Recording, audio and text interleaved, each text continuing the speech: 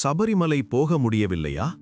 சுவாமி ஐயப்பன் அருள் பெற இந்த எளிய பூஜை போதும்.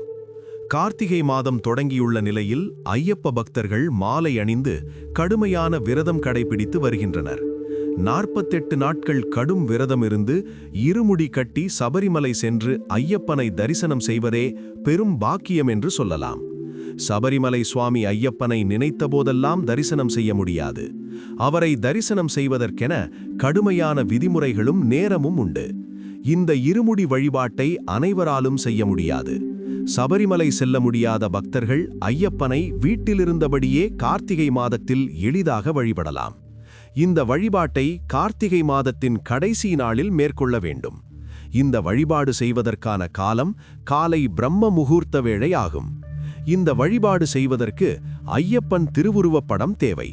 படம் இல்லையென்றால் தீபம் ஏற்றி வைத்து அந்த தீபத்தையே ஐயப்பனாக பாவித்து வணங்கலாம்.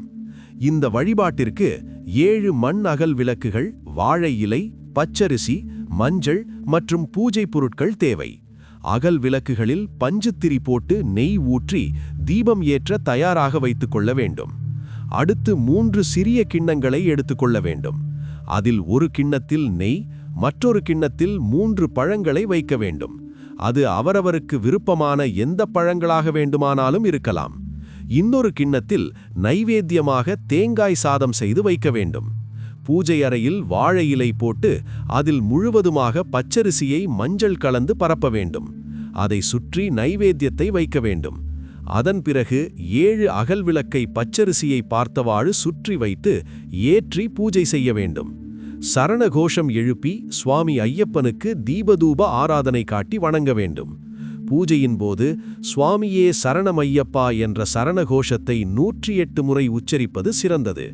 பூஜையை நிறைவு செய்த பிறகு நைவேத்தியமாக வைத்த பிரசாதத்தை 10 வயதிற்கும் குறைவாக உள்ள குழந்தைகளுக்கு முதலில் கொடுக்க வேண்டும்.